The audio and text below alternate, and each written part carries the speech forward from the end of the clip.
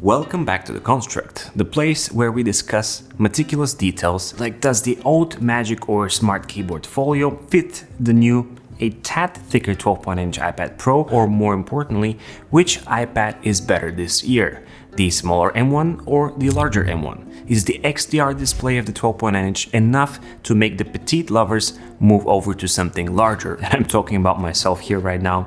So let's take a look. And by the way, this is a free program, so you might witness a short commercial interruption, like the fact that this video is brought to you by Paperlike. Also, at the end of this video, I'll be sharing my iPad purchasing guide as usual.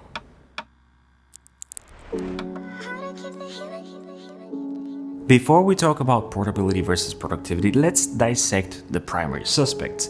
I'll start with the 12.9-inch iPad Pro, since this is the interesting one this year. For the first time, Apple dares to make a separation between both Pro tablets, shadowing the 11-inch if you ask me. The 12.9-inch is the one I chose this year, and the fact that it comes with an XDR display was the reason for me to ditch my all-time favorite 11-inch iPad from last year. Is it worth it though? Well, it is, if you ask me, but I am a creator, a designer, someone who cares about colors and brightness and vibrancy and true blacks. The XDR technology uses mini LEDs to light up pixel areas of the screen on demand, simulating OLED performance but excelling in terms of brightness. Unlike OLED, where individual pixels are lit, however, mini LED has glow artifacts that are very obvious at night or in dark environments, so keep that in mind. Nevertheless, those complaints were not enough to push me away from the desire to want one of the best displays out there, featuring ProMotion and True Tone and all the other marketing lingo, including 1600 nits peak brightness. This iPad, paired with the AirPods Max and spatial audio, is something ridiculous. The screen really shines when you throw in some Dolby Vision HDR content. Working on this iPad and extending my Mac on the XDR display is also truly spectacular and very dangerous for my budget, because I now really want the XDR monitor even more. But I digress. XDR is reason number one to want to buy the 12.9-inch iPad Pro this year. But before I tell you the others, let's see what's special about the 11-inch M1. Well, nothing, except from the fact that it comes with the M1 chip, which is just bonkers. The 11-inch iPad Pro is the absolute most powerful, not a computer that you can almost fit in your pocket. And by almost, I mean you can't. But you get my point. This much power in such a small size is like having one of those miniature real V8 engines.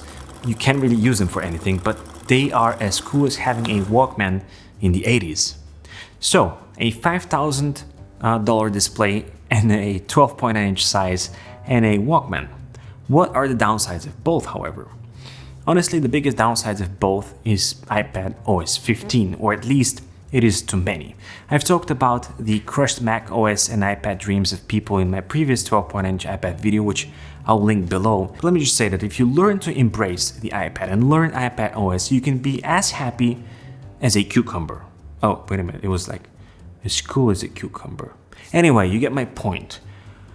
But really, the Files app is trash. The included Thunderbolt port is bliss. And if I have to think of some serious downsides here, I have to turn this video into a nitpicking championship. So, M1 is not a reason to upgrade, however. Maybe I should have said that at first, but I'll be talking more about this in my buyer's guide in a second. But remember it, jumping ship from an old generation A12 chip will benefit few out there, really few.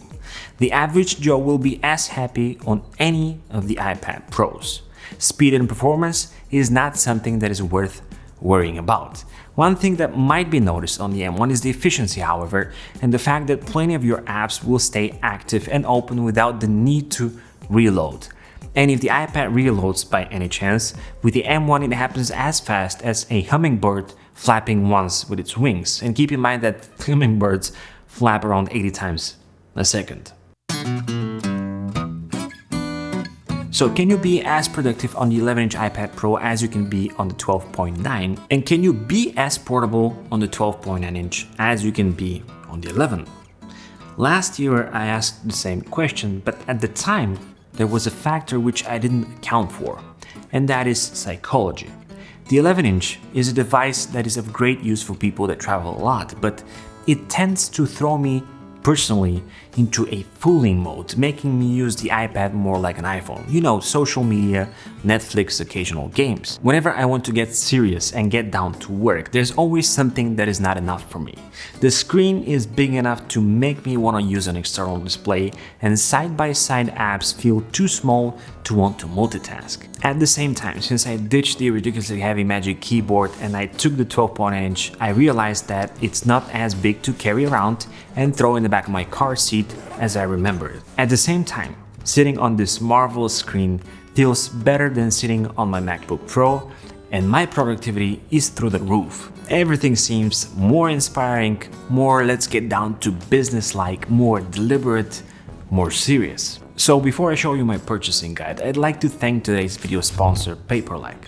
Paperlike is the first accessory that I always throw on any of my tablets, and for few good reasons. First of all, it protects my iPad from the elements, and by elements I mean my kids. Second, thanks to its special coating, Paperlike eliminates the nasty fingerprints, which if you're not using a trackpad is something to fight with constantly. Third, as a pencil user, Paperlike gives me the feeling of writing and drawing on real paper, but more importantly, it provides better precision by giving the perfect amount of friction.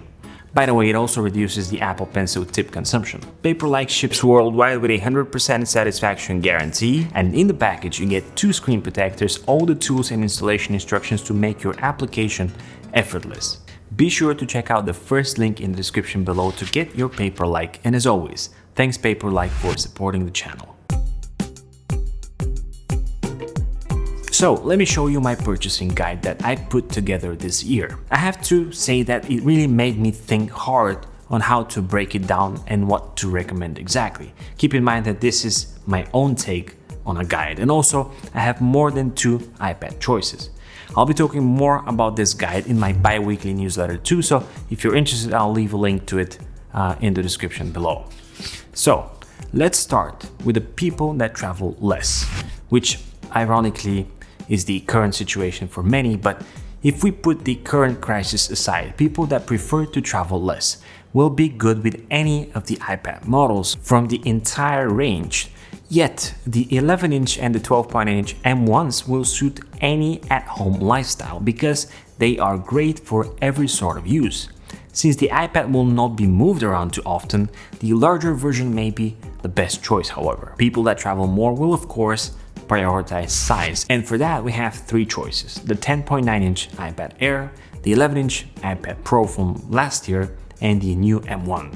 Unless Face ID is a priority and lacking promotion on the Air is not an issue, any of those tablets will fit the bill. Casual iPad users have choices galore, from the 8th gen regular iPad, the Air, and maybe even the last year 11-inch model. There's really no need to think about M1. For people that use the iPad as a primary device, however, the 12.9 inches are the way to go. And going down the 2018 model, if it can be found at all the way to the maxed out 12.9-inch M1, the larger size is a must. Students are better off with a smaller form factor in my opinion. Because of desk space, it's cool, and the fact that the backpack is usually filled with textbooks and other stuff as well. So choosing the 8th gen iPad with a keyboard and the 1st gen pencil, or any of the 11-inch models from the last 2 years, is the way to go. A pencil and a keyboard are a must-have. Lightweight seekers will feel little to no weight with the 8th gen iPad Pro and the iPad Air, preferably choosing the lighter keyboard folio and maybe the pencil, maybe not. Power users and creative people are similar in their options, and we're talking about full-bore M1 in 12.9 inches with maybe 16 GB of RAM and over a terabyte of storage.